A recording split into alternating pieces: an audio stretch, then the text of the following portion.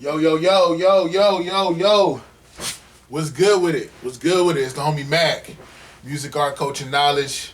Reporting live from the Dogon. You know what it is. Like, share, comment, subscribe. Subscribe to the YouTube channel 82 Kings. Hit that notification bell so you can get all the updates of everything going on at 82 Kings. Follow the movement on Instagram. At MACKTV_82. Peace and love to all. Real quick, this session of Mac Minutes is my top 5 Andre 3000 verses. Andre, easily one of the best to ever do it. Easily. I think he has like this poetic complex, this abstract poetic complex simplicity. I know that's a lot, but it's kind of hood at the same time. I know that's probably like an interesting juxtaposition. Those are interesting juxtapositions to make, but in my mind, that's how I perceive Andre 3000. I see, you can see a Q-Tip influence in Dre. And I'd even say, some people, I've said this to people and they think I'm reaching, but I can even see somewhat of a Del the Funky Homo Sapien. I can see a little bit of him in Dre. Dre has admitted to being, an admirer or an appreciator of the whole hieroglyphics camp. So that's not too far-fetched. Maybe not like he was biting Dale's style, but I could just see parts of Dale in him, if that makes sense. But real quick, everybody that knows me knows that OUTKAST is my favorite group, my favorite duo. But yeah, let me get into my my top 5 Andre 3000 verses. Number 5 would be Thought Process on off of Goody Mob Soul Food. That verse was just, it was very honest, and it was just very real. The things he was saying, like how he was saying he never thought he would be in a position where he would have an abortion or be selling dope or just doing criminal type activity. And it's interesting that he was saying that in a time where a lot of people were bragging about being a criminal. He was just showing the ambivalence and like the internal struggle with that in that verse. And when I say with that, with the struggle of trying to walk the straight path, but understanding, sometimes I may have to step outside of my character for survival. Number 4 would be his verse off Miss Jackson. Let's see, I was in high school. I think I was a sophomore or a junior in high school. That verse, 10 times out of 9, like just the way he started it was just cool. The flow was dope. And he was talking about a real life situation, about, just a failed relationship, but still trying to maintain, like, the vulnerability and the transparency of a failed relationship. He talked about that. And then he just talked about pretty much how, I prayed about it so much I need some knee pads, but one can't be mad about it. Like, I gotta, it just, I know I messed that up a little bit, but just, essentially just,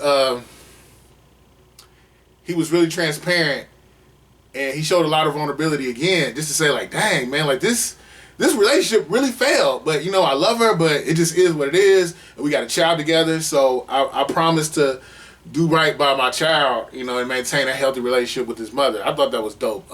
As I got older, dating and being in certain situations and seeing other people go through certain things, that verse began to resonate even more. Very true to life. Number 3 would be his verse on Over the Woods on ATLIENS. He bodied that. He bodied that verse. ATLIENS classic album. Arguably the best OUTKAST album. I know people say AQUEMINI or whatever, but my personal favorite is ATLIENS. Again, the transparency. Like, he was just talking about real life situations. Like, talking about how, a guy might do anything to feed his family. When he got to take care of his family, I liked how he started the verse off also talking about everybody want to get signed. I'm here to tell you, record companies act like pimps, and when getting paid off what we made, when we the ones that's fly like blimps, but ain't no good yet. Like, he just killed that. He killed that. You know, from talking about just the shady politics in the industry and just talking about just street shit, but not even glorifying it. Just that's the thing that was dope about that is dope about Dre. There's no bravado. There's no machismo. It's just, I'm so hard, I ain't even got to prove to you I'm hard. Like, this is just real stuff I'm rapping about. And, you know, it is what it is, you know. That's what I respected about Dre. What else? My second favorite Dre verse is his second verse off of AQUEMINI. You know, when he talks about alien can blend right on in with your kin. I spot one every now and then. I know I chopped that up a little bit. But that verse was just dope. Again, I like Dre pretty much for the same reasons. His transparency, you can just tell, like, he shows every spectrum of the human emotion. You know, he's not out here trying to, like, sell you some nonsense. He's being innately who he is. And I hate that he's kind of stepping away from the mic. But, you know, it is what it is. But, yeah, AQUEMINI, second verse off of AQUEMINI, one of the hardest Dre verses ever. But my number one, drum roll. I know y'all like that. My number one Dre verse is Phobia, off of the Higher Learning soundtrack. In these troubling times, a nigga like me be writing rhymes, make sure my nickels and my pennies and my dimes stack. Don't be looking for trouble, it be finding me.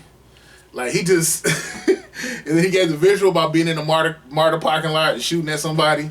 Phobia is dope. That was a dope song. The soundtrack itself was dope. But yeah, I liked how Dre, it was gutter, but again, it wasn't like bravado. Like, I'm just the hardest nigga. It's more or less, I'm stuck in these situations and I don't want to do this. And then he even said something like, I never thought dirty spokes would attract so much attention. And then something like, he said something to the effect of, you know, basically having to kill a brother over it. And he was saying how you would think the ones that threw us off the boat would be the ones I'm losing. But nah, it's us. It's us. Internal strife amongst each other. Black men in particular. But yeah, Phobia is dope. It goes without saying, Dre is a special talent. 3 Stacks. I like the interview he did with Rick Rubin, and he just talks about his evolution as an artist, his inspirations, and I really hope that chiefly one of his inspirations being Sun Ra in Parliament. I think that's dope, Funkadelic Parliament. But anyway, like, Dre, easily one of the best to ever do it. He's definitely in my top 5. It was hard making this list because he has so many dope verses. Like, you can go on. He's got a dope verse for every letter in your name, every month, every day in the month. I mean, the dude, Andre, clear lyricist, one of the best to ever do it.